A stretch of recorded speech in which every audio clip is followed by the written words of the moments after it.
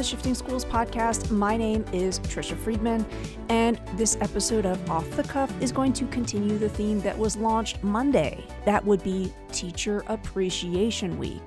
And this is sort of a perfect opportunity for me to show some appreciation to Jeff, my partner at Shifting Schools, who sadly is not here on this episode, but it's meant that I can hopefully surprise him.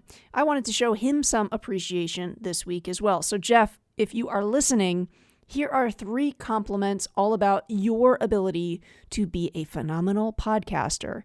Number 1. Jeff, you have an engaging and captivating presence that draws listeners in and keeps them interested throughout the episode. Number 2, your episodes are always well-researched and are thoughtfully prepared. You take the time to thoroughly understand your topics and you present them in such a clear and accessible way. Number 3, Jeff, I hope you know I see you as a very skillful interviewer who knows how to ask insightful questions and elicit great responses from the phenomenal guests we are so fortunate to host on Shifting Schools podcast. Now, listeners, that is what I call positive gossip. Jeff, I hope your ears were burning. And listeners, I'm going to take you through an activity that I have run with students and with teachers to make sure that they are feeling appreciated not just for a week, but throughout the year at different times. And these steps are also laid out for you in our latest brand new free guide that's over there in the show notes. So if you're listening to this while you're driving or you're out for a run or a walk, and you are worried about forgetting any of the steps, worry not. All of it is in writing over there in the show notes. Now, the 3 compliments that I just gave to Jeff, I actually drafted those with the help of ChatGPT. And I wanted to do that because we've been having a lot of folks write in to ask us, okay, Jeff and Trisha, you're talking to us about using ChatGPT as a thought partner. How do we actually cite or create a reference to ChatGPT when we are using it? So I'm going to model that for you right now. Essentially, if those compliments, if I included them in a paper, what I would include at the very beginning is the following.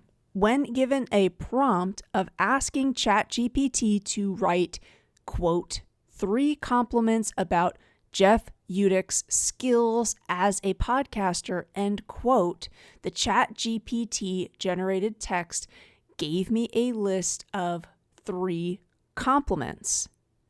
And then I might say something like, see Appendix A for the full transcript, and I would reference OpenAI 2023 ChatGPT, the May 9th edition large language model, and I would include the URL to chat.openai.com/chat.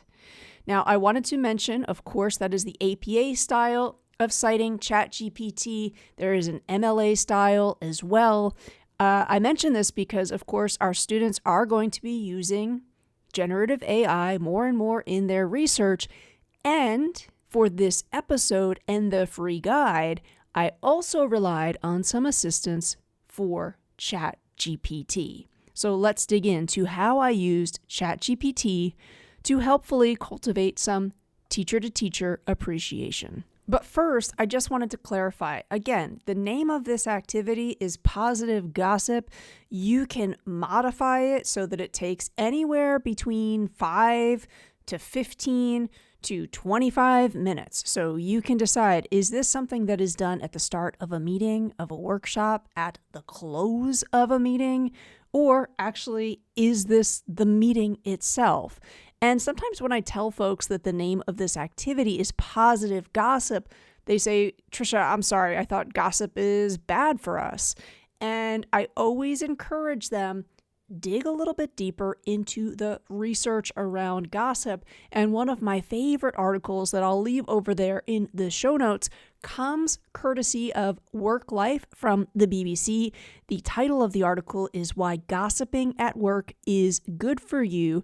And I just want to give you one quote from that article. Quote, I think the biggest misconception is that gossip is always this negative cattiness, talking badly about somebody behind their backs.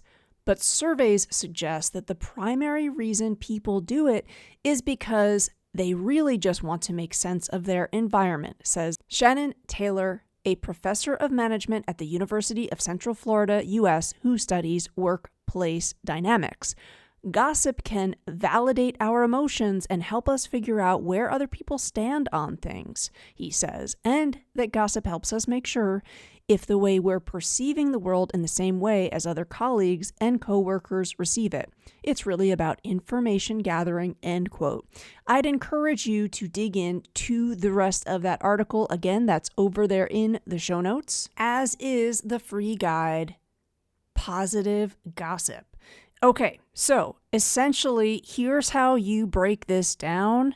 Step 1 is to group your colleagues into small partnerships.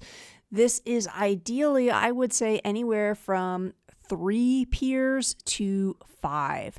Now, I think this works best if you are really mixing people up, potentially getting a cross-section where you might be in a group with somebody that you don't often chat with.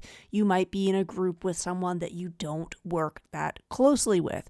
And the reason that I set it up that way is because, remember, this is all about positive gossip. So this is about people hearing about their peers from perspectives that maybe they don't hear about very often. So again, step 1, small intentional groups, putting folks together who maybe do not know very much about one another. Step 2, each of the groups is assigned another group. So again, I always try to set this up in advance, and I do it this way to make sure that every single member of your team is going to have someone else positively gossiping about them. So they will be assigned another group. So if I am in group A and I am assigned 3 other teachers from group B, as a group, we are going to be trying to match compliments, 3 compliments for each of the 3 people that we have been paired up with. And here's where the power of ChatGPT comes in. In the free guide, I actually have a whole menu of compliments, and I've broken them down into 3 different themes. Theme 1 is focusing on teachers who facilitate learning that's really focused on inclusion and being identity affirming. Theme 2 is compliments focusing on teachers that do a really good job to help students think more about their interdependence and really, how we are part of a learning community. And the third and final theme is a set of compliments that focus on leadership skills. Now, here's the thing. I used ChatGPT to give me a list, and I said specifically, ChatGPT, give me 20 compliments for each of those things. And then I went and I picked the 10 that I liked the best, or that I thought would best really truly appreciate a fellow colleague. I may have made a few adjustments. You can continue to ask ChatGPT if you've used it and you've said, give me 20 compliments, and you don't like those compliments, give me 20 new compliments. Make the tone less formal. Make the tone more formal. Depending on where you are in the world. I've also done this working with teams at schools where we have a lot of multilingual learners. So I've asked it to give me a translation. I've said, as a caveat, the translation might not be 100% accurate, but actually when I've done this with teams, most folks have told me the translation's pretty spot on. Now, if those 3 themes aren't really ones that apply to you, or perhaps you've had some sort of school-wide goal that you really want to dig into, ask ChatGPT to write compliments based on that theme. To me, the strength of the positive gossip activity is that you don't just do it once a year, but you perhaps do it once a month, once a term, so that we're getting into this practice of looking for things to compliment one another on. That as a team, you know this is going to be a routine. When I have done this with students, that was the point. We did this maybe every 6 to 8 weeks, and students really got into the practice of starting to just observe. What I wish I did now, in hindsight, is I wish I had students actually document and journal at the end of the week. What did you notice about some of your peers that you are maybe going to use for positive gossip? I just think it's a sort of art of noticing that we can lean into. Now, here's the thing. When I present each of the teams with this bank of compliments, the bank of compliments is not meant to be prescriptive. When I say Team A, you've got to find 3 compliments for each person in Team B. Here's the menu. It's not, it must be from the menu. The menu is there to spark inspiration. The menu is there to help them get into rough draft mode and to facilitate a conversation around why might this word need to be changed. When you are thinking about that colleague, what's a better word? What's a better compliment?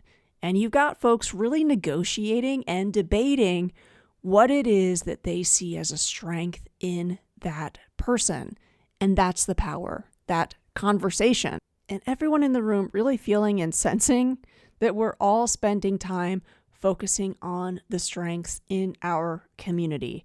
As cheesy as it sounds right now, when you do this activity with students or with teachers, or even if you're just doing it with your small internal team, even if it's a group of 10 people and you partner up into pairs, I am telling you something about the energy in the room shifts. You can feel it. It is such a nice boost of positivity. And people tell me this all the time. At the end of this activity, how great that felt, how necessary that felt. So again, moving on to the next step, you would have had that time debating, deliberating which compliment you want to give to who. The next step, and there's really 2 different ways you can go about doing this, is to deliver the compliments. Now, if this is the first time you're doing this activity with the team, I would actually recommend each team hand over the compliments privately to the person you're delivering the compliments to. Let them look at them, let them enjoy them.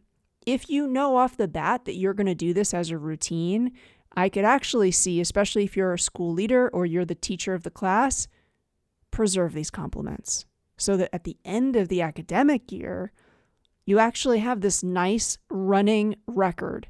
You can mix up the theme of the compliments throughout the year. Again, if I'm a teacher and I'm working on different units, I might make them really hyper-specific to the skills that we were unpacking in that unit. If I'm the school leader, I'm thinking about the different ebb and flow time of the year. Again, if it's coming up to winter break, which can be a really draining time, maybe I focus my compliments in on how we are just keeping one another focused and grounded. Again, just thinking about the different ways that we would notice strengths in the moment and atmosphere they're in. Now, if I have done this activity several times and my team know one another really well, I could actually see there being a public display of the compliments. So it might be after the 10 minutes or the 5 minutes of the deliberation and compliment pairing, we do it as a gallery walk where I have that person's name, I have their 3 compliments, we put them up around the room, and then we call time, and we're going to walk around the room, look at all the different compliments. Or maybe I do this with Google Slides, and each person has a slide where the compliments have been added to their slide.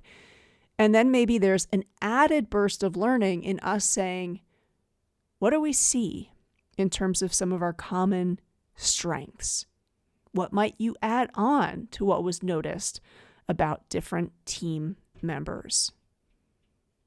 The last part of this activity is to give folks some time to reflect on the compliments they have received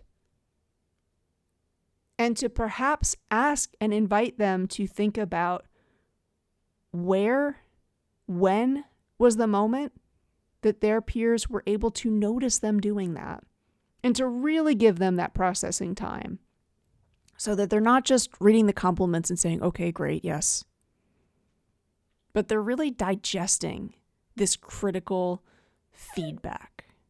And maybe even you're asking them, which of these strengths is important for you to work on moving forward?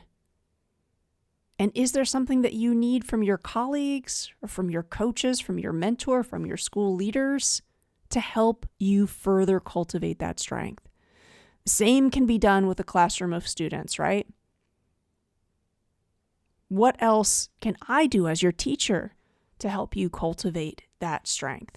Now, if you are doing this with a group of students, here's my pro tip. Consider doing this leading into parent caretaker conferences, because there is real power in inviting your students to share their compliments with their family and invite them to explain to their family, why do you think these were the compliments that were identified for you? It's quite a powerful conversation.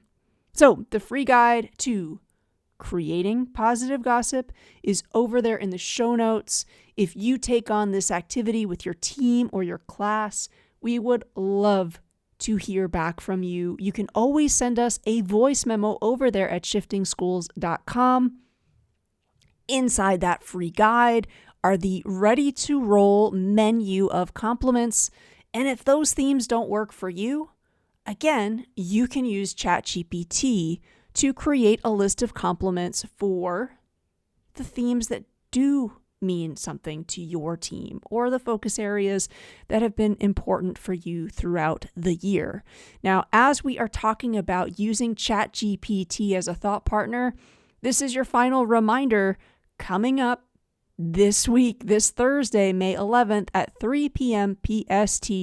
Jeff and I are teamed up to deliver a live webinar entitled Skills-Based Assessment in the area of ChatGPT.